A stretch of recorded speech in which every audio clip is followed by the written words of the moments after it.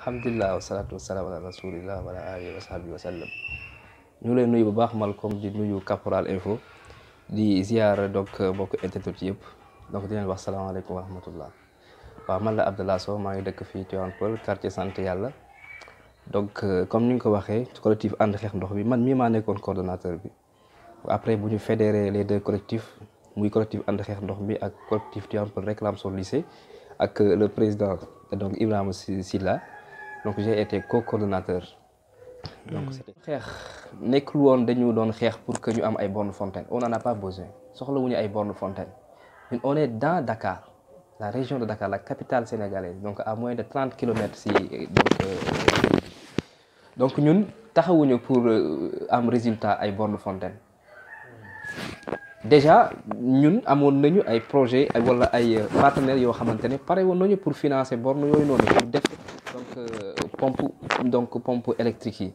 Qu'est-ce qui a empêché ce projet à aboutir? Voilà, c'est parce que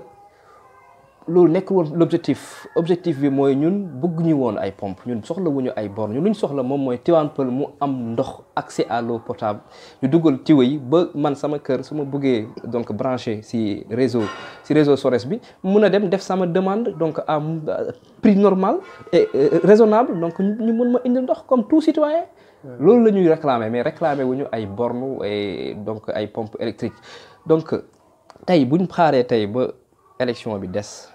moins d'un mois wala moins de quelques semaines ñu gis ne le maire sortant Papis Diop muy dugg si yenn quartiers yi naan bu fay defar ay bornes fontaines loolu ndax askan bi la loolu yàpp askan bi mënu ko weesu ndax loolu lu muy wone ne moom ndekete mën na ko lan moo tax mu bàyyi ba tey mu koy def c'est parce que lu ko motiver en fait loolu nekkul woon population bi nekkul woon jafe-jafe population bi moom si la nekkoon mais lu ko motiver mooy moom lu muy fexee ba ñu falaat ko moo tax mu bàyyi ba période boobu jot période bu ñuy falee di follee jot muy soog a def donc loolu nga xamante ne waroon na ko def il y a de cela 7 ans donc mu bàyyi ba tey di ko def loolu yàpp askan bi la askan bi na ñu war a yeewu ñu xam seen bopp ñu xam ne kii da leen di foowee ñu xam ne kii ñoom ay intérêt population bi yitteelu ko moom intérêt moo ko yitteel ak lu muy def ba mu toogaat ci siège bi mu naxaat ñu encore ñu souffriraat plus lu ñu souffrir donc foog askan bi yeewu si loolu noonu donc ñun ànd xeex ndox mi bu ñu jógee lañ doon réclamer mooy Tivaouane Peulh mu am accès à l'eau potable ce n'est pas pour que Tivaouane Peulh mu am ay bornes fontaines loolu il faut que ça soit clair tey bu ñu amee ay bornes fontaines ñun loolu taxuñu jóg donc te loolu personnellement même bu nekkee collectif bi mu ngi si yeneen personnellement man combat boobu dama koy poursuivre dama koy continuer donc loolu moom moo waral ñu créer suñu mouvement pour que ñu mun a intégrer ci conseil bi foofu la combat bi di continuer te foofu la combat bi di gën a légitimer te foofu lay gën a efficace donc loolu moom moo ñu motiver pour que ñu mën a dem ci conseil bi incha allah. d'accord ñu dugg sa mouvement bi tey jii nii yaa ngi ne créer nga sa mouvement pour ngeen dugg ci conseil bi. te sa mouvement boobu demul élection. ci yan anam ngeen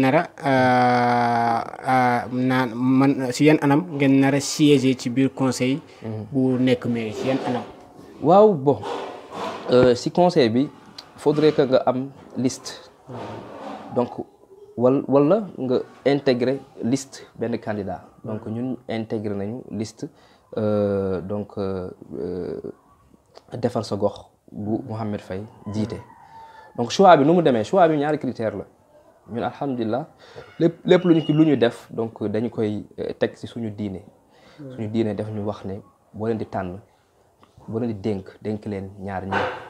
mooy xam-xam ak donc kóolute si ñaari base yooyu si lañu tànne ki nga xamante ne moom la ñu àndal pour liggéey ak moom donc l'objectif mu nekk ñun suñu donc représentant si mouvement bi ñu mën a intégrer conseil bi pour que combat yi nga xamante ne ñu ngi koy mënee te moom lañ ñu xamee ñu mun ko donc achever foofu. d'accord léegi tey jii nii si choix boobu noonu est-ce que tey jii nii yéen mouvement bi benn wala ñaar nit ñoo toog ne Mouhamed Faye la wala tey jii nii da ngeen def porte à porte devant. pour tous les candidats tey jii on a 11 candidats ngeen seeti ñëpp. ngeen waxtaan ak ñëpp après nag boo tranché le débat ngeen tànn Mouhamed Faye wala automatiquement mouvement bi dañoo ciblé woon le candidat Mouhamed Faye ngeen tey waxtaan ak moom après vous avez choisi. oui Mouhamed Faye mouvement bi assemblée lañ daje donc ñu choisir ko si ay critères yooyu nga xamante ne tëral nañ ko dañ ko étudier si candidat yi nga xamante ne donc xam nañ leen ñu xool teg suñu ay critères ñu xam ne kii daal moo gën a remplir critères yi ñu teg. mais gisante wuñu ak tous les candidats quand même. gisante wuñu ak tous les candidats donc gisante nañu ak yenn candidats yi donc personnellement man gisante naa ak yenn candidats yi mais mouvement bi donc moom ki mu gisanteel donc moom mooy Mouhamed Faye donc loolu assemblée lañ toog ñu teg suñu ay critères ñu ne ñun critères yi la ñuy ànd ak nit ki ndaxte nekkul na dañuy ànd ak nit ki pour suñu intérêt wala intérêt donc benn membre mouvement bi mais pour l'intérêt du développement de la commune donc si lañu xool ñu teg donc les candidats xool critères yi donc ñu génnee si Mouhamed Faye ñu ànd ak moom. Mouhamed Faye te jotoo lay waxtaan ak tous les candidats quand même. mais jotoo lay waxtaan ak tous les candidats pour xam yenn critères yi parce que ñu bëri. tey jii nii bu ñu jàppee ni yéen a ngi Tivaouane Peulh plus précisément quartier Bawol ngeen choisir Mouhamed Faye alors que y a des candidats yoo xam ne xëy na ñu ngi outside ñàkk rob quelque chose comme ça. waaw tànnoo leen day jàpp ni est-ce que nekkul affaire de jàppale sa doomu gox. exactement mais pas mu bañ a noo xam te ne c'est tellement technique. et intellectuel. mais tontu naa la loolu c'est technique. et intellectuel comme tu le dis donc lu tax Mouhamed Faye man nee naa la personnellement on a eu à travailler te bu ñu nekkee di xeex ndox mi. ak lycée bi bu ñu demee ba fédéré ñaari collectif mu nekk fédération bu ñu nekkee di xeex donc lycée bi ak ndox mi donc moom mooy seul candidat boo xamante ne moom moo àndoon ak ñun ci xeex bi. ak mooy waaw comme ñun nu ñu ci doon sonnee moom noonu la si doon sonnee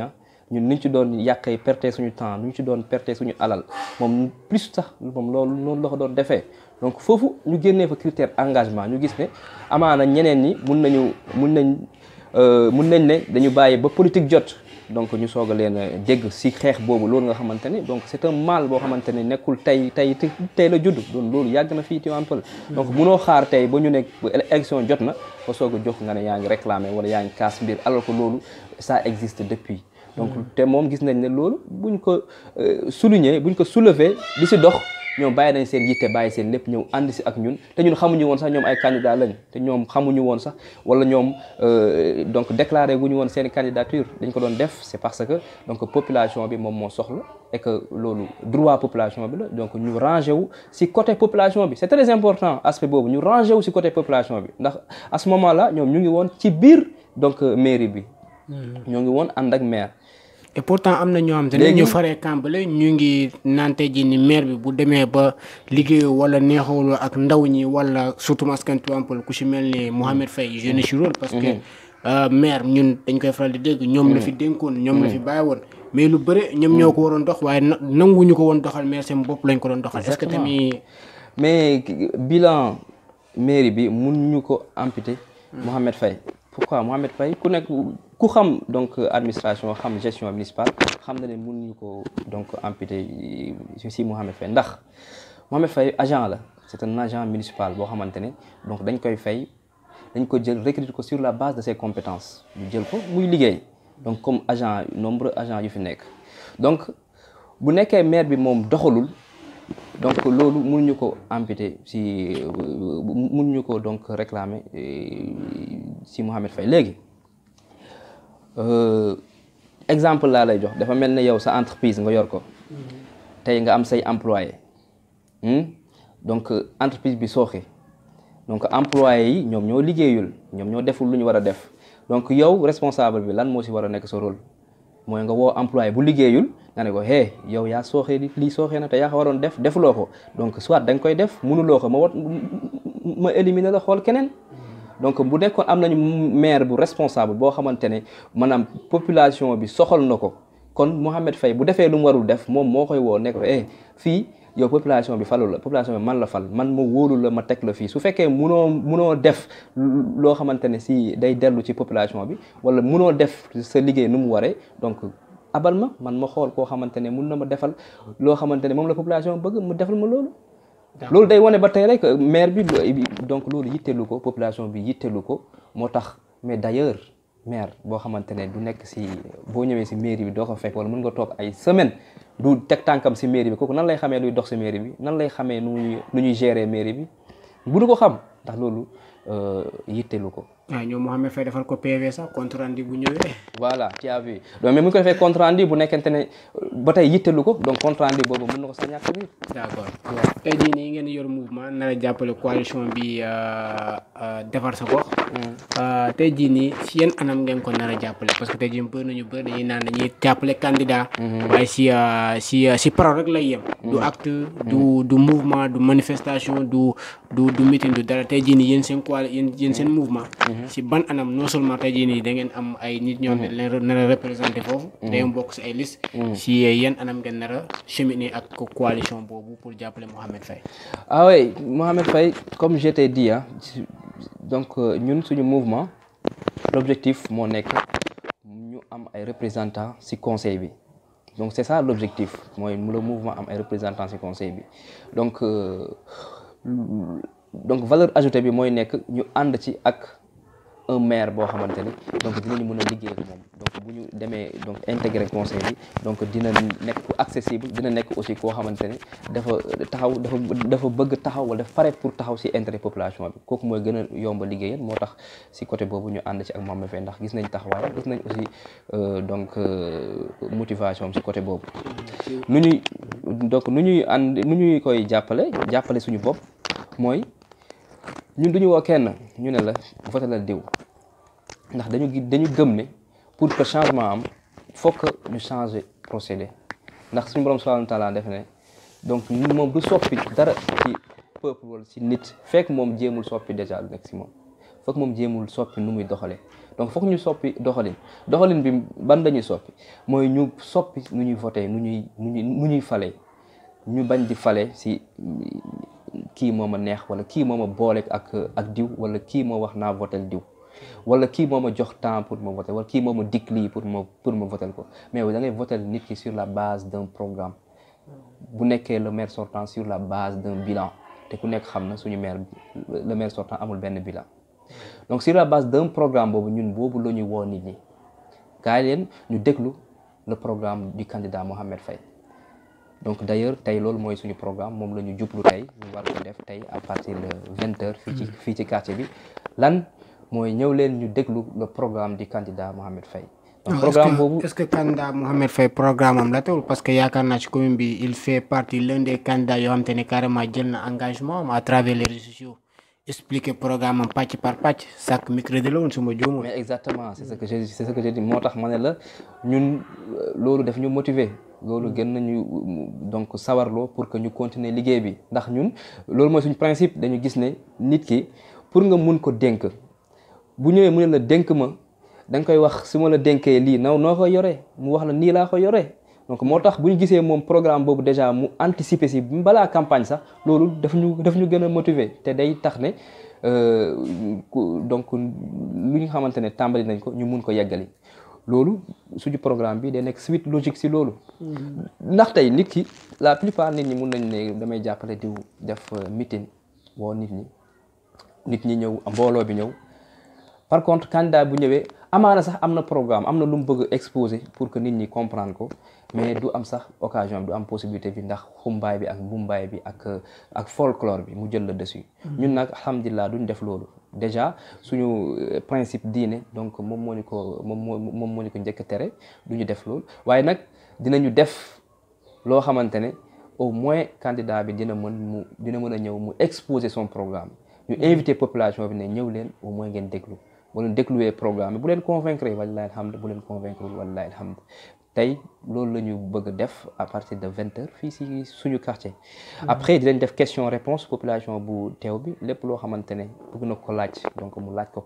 mu tontu bu ko defee ñu sensibiliser aussi population bi si vote bi ndax vote bi léegi def xaw complexe. voilà loolu déglu leen ci woo yéen ñëpp di si woo waa Tivaouane Peulh yëpp di leen wax ni seen doom. ku ànd ak Mouhamed yëpp daal. ouais tout le monde ndax lii ça concerne donc toute la population de Tivaouane Peulh Niaga. ndaxte programme lañ leen di proposer programme lañ lay exposer secteur bu nekk lan lañu fay def naka lañ koy defee yan ressources ban délai lañ koy def loolu sooy dénk nit ki loolu foog nga xam ko da nga ko war a xam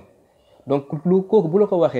waxee loo xamante ne ce n'est pas faisable mais tu lui poses la question lii naka la mën a nekkee moom mu tontu la donc du moment où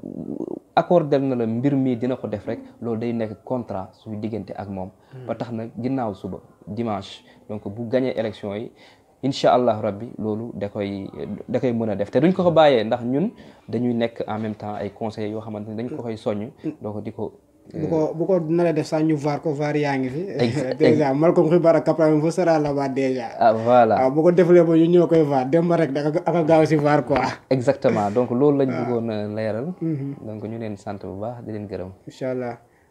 Abdallah ñu ngi lay jaajëfal bu baax. ci temps bu ñu may aussi tamit comme ni nga ko waxee rek loolu lu am solo la. parce que tey jii nii politique comme ni nga ko tuddee politique am na solo trop mais politique tamit bu gën mooy politique d'idée et de programme. waaye folklore bi tamit neex na lool mais parfois fam muy toll. léeg-léeg foog gars yi di mën a def li ngeen def nii parce que ñun léegi dañ koy bëgg ñun la. grand la bala ngaa tàggatoo dafa amoon benn question moo lay posé mooy. jamono ji gis nañ ne maanaam xeex entre jeunes dafay bëri. maanaam ci élection yi ne. yow en tant que jeune nan nga gisee ci biir dëkk ay jeunes yu dëkk ci biir dëkk. di indi yenn problème yi. waaw mais loolu jeunes yi laay njëkk a conscientiser déjà. La jeunesse moom moo war a joxe le bon exemple jeunesse bi foog ñu xam seen bopp ñu bañ a nangooti politiciens di leen utiliser à des fins politiques ñu bañ a nekk ay instruments politiques jeunesse bi si boppam moom war a jël relève bi moo war a xam ne moom moo war a defar dëkk moo war a doxal dëkk politiciens yi dañ leen nax bu leen woowee ñu donc ngeen ñu mobiliser leen. La preuve mooy tey ñi fi nekk xoolal administration bi fii xoolal tey commune bi soo si mairie bi donc ñan ñoo ko gérer. Donc comme jeunesse bi donc elles n'est pas représentée du tout loolu day waree rek ñooñu noonu côté boobu rek la ñuy xaar côté boobu la ñu soxlawee jeunesse bi kon jeunesse bi moo war a bañ en plus maa ngi lancé message si leader yooyu leader bu amul programme rek moom moo koy sant jeunesse am ndax donc tubaab day wax ne donc la force de l'argument à la place de l'argument de la force. asalaamaaleykum wa rahmatullah ñoo leen di gërëm bu baax di leen jaajëfal donc di rafetlu seen teewaay fii nii donc di leen invité waat yéen ñëpp tey suñu programme bi mu nekk benn thé débat bu ñuy organiser fii si quartier Sant Yàlla donc à partir de 20h donc le candidat Mohamed Faye avec la coalition Defar Sa Gox dina ñëw tey exposer son programme donc détaillé ko donc population bi def question réponse ñu tàggatoo si jàmm ak salaam ñoo leen di woo yéen ñëpp ku si ñëw ëndaale jàmm booy ñibbi tamit nga ñibbaale ak jàmm asalaamaaleykum wa rahmatullah